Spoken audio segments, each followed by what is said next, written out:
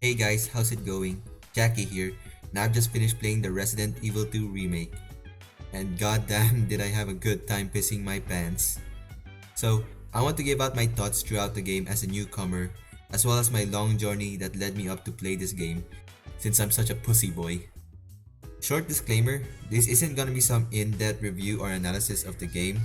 Instead, it's gonna be a much more relaxed explanation of my thoughts throughout the game as a newcomer of the series, with some personal experiences and random nitpicks and biases involved.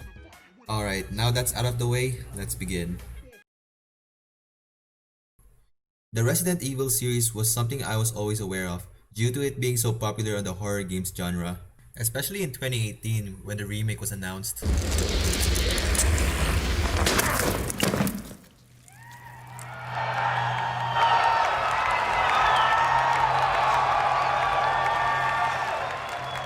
Jesus Christ.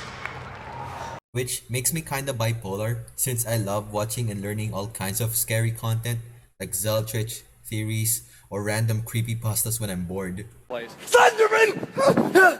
Like, I eat that shit up for breakfast, dude. That's like some good content right there. It's just the simple fact that I usually have a stressful time playing horror games since it puts you in like under intense pressure. So you're always encountering the sorts of scary shit, unlike a movie where you're just watching it and reacting and it's just always moving on forward like a conveyor belt. While the game, in the other hand, you're pretty much in control the entire time and you have to try to escape from the shitty situation you're in, where you can't proceed any further into the game unless you muster up the courage to actually play the game while trying not to shit yourself at the same time too.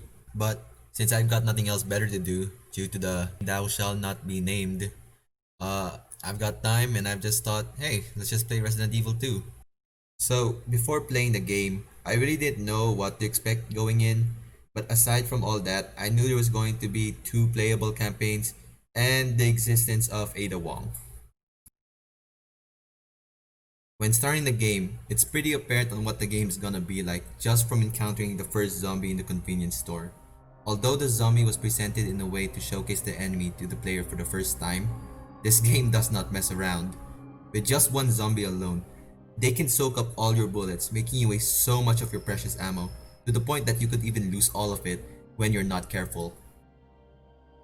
RE2 takes place in different locations throughout the game, all of which with their own puzzles and unique zombies.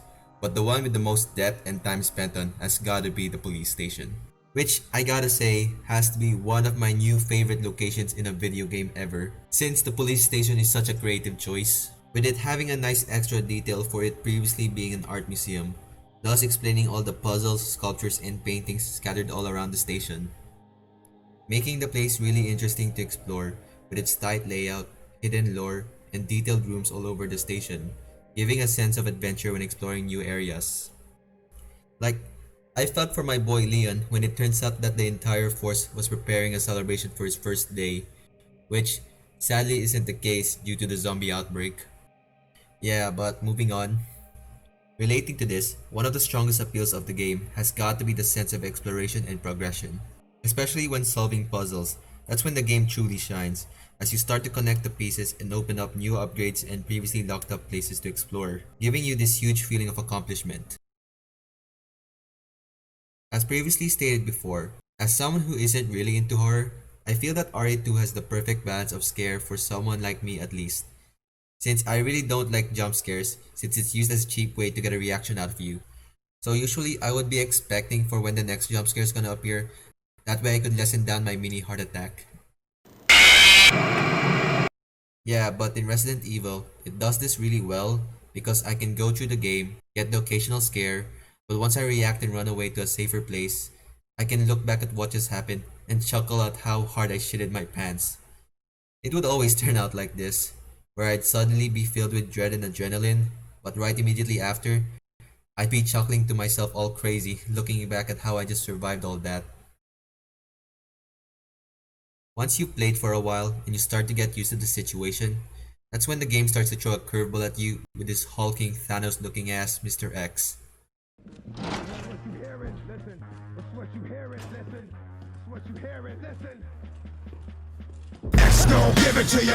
Who I'm honestly quite mixed about.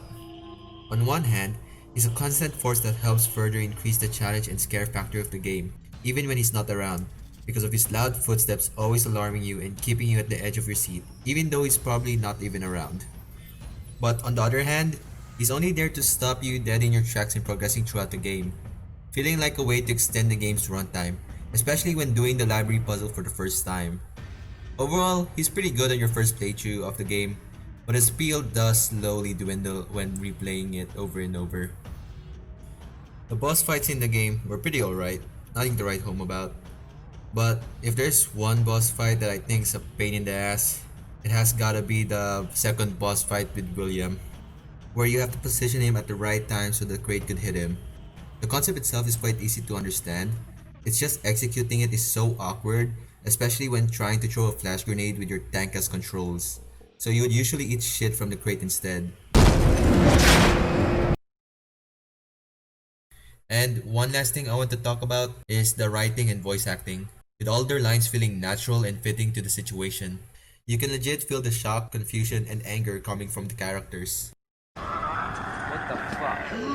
Damn it! Get the fuck off! Asshole! The hell! Fuck! Oh, fuck. You bastard.